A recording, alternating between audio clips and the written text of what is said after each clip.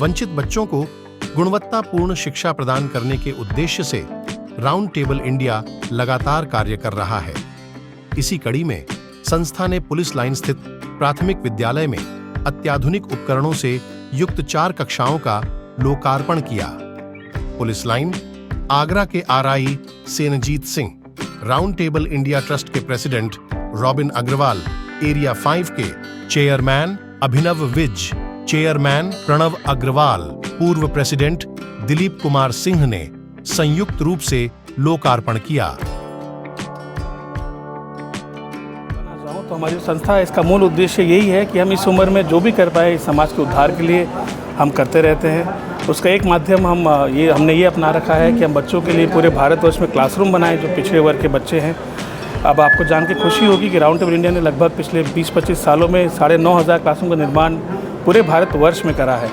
और हमने हमेशा यही माना है कि हमसे जो बन पाए इन बच्चों के भविष्य के लिए हम वो करते रहते हैं।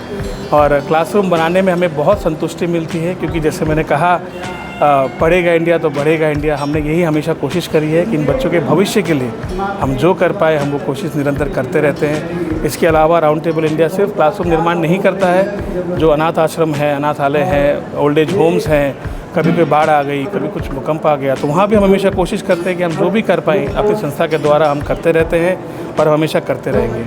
और आज हमने यहाँ 4 क्लासरूम का निर्माण किया है और मुझे पूरा विश्वास है कि इस 4 क्लासरूम के निर्माण से यहाँ जितने बच्चे हैं आसपास उनको सही सुविधाएं मिलेंगी, जहाँ वो आराम से आके बैठ के पढ़ें और अपना भविष्य बनाएं। हम लोग राउंड टेबल इंडिया संस्थान से जुड़े हुए हैं और आगरा में हमारे 4 क्लब हैं। तो जो आगरा राउंड टेबल पहला क्लब है, उनके प्रयास और हमारे सारे टीम मेंबर के प्रयास से ये 4 क्लासरूम और टॉयलेट इंक्लूडिंग टॉयलेट ब्लॉक का ये हम लोगों ने बनवाया पिछले 9 महीनों में, और इसको फिर गवर्नमेंट के हाथों हैंड ओवर कर दिया। तो ये पुलिस लाइन में स्थित है। इसमें करीबन 70-80 बच्चे पढ़ते थे, जैसा कि आप देख रहे, पुरानी खंडहर से बिल्डिंग थी। तो उम्मीद कर रहे हैं कि और बच्चे यहाँ पढ़ेंगे और बच्चे बढ़ेंगे यहाँ, और 100 से 150 और इससे ज़्यादा अगर बढ़ते तो हम नया ब्लॉक भी बनाने के लिए वचनबद्ध हैं। So thank you. Police line की बात करें तो आगरा में कितने स्कूल्स में राउंड टेबल ने अपना योगदान दिया है? करीबन हमारे 5 स्कूल्स ऑलरेडी हम लोग कर चुके हैं और ये 5वां स्कूल था। और भी अगर किसी को ज़रूरत है तो हमें संपर्क कर सकता है, कोई भी स्कूल जो सरकारी या गैर सरकारी है, तो हम लोग मदद करते हैं इसमें।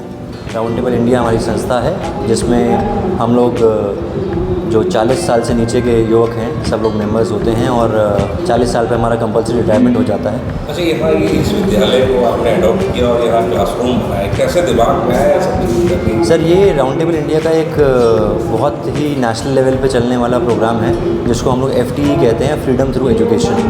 उसके अंतर्गत हम लोग पूरे भारतवर्ष में कई क्लासरूम्स आइडेंटिफाई करते रहते हैं और क्लासरूम्स बनाने का निर्माण करने का कार्य करते रहते हैं। तो वो एक कार्य है। उसके अलावा अनाथ आश्रम में जाके या वृद्ध आश्रम में जाके वहाँ सहायता करना, कोढ़ आश्रम में जाके वहाँ सहायता करना, कुछ सर्जरीज़ जो हम लोग करा सकते हैं जो हमारे टच में आती हैं वो कराना, इस तरह के कई कार्य हम लोग सोशल कार्य जो हैं वो करते रहते हैं और आगे भी करते रहेंगे। राउंड टेबल इंडिया द्वारा आगरा में अब तक 5 स्कूलों का जीर्णोद्धार किया गया है।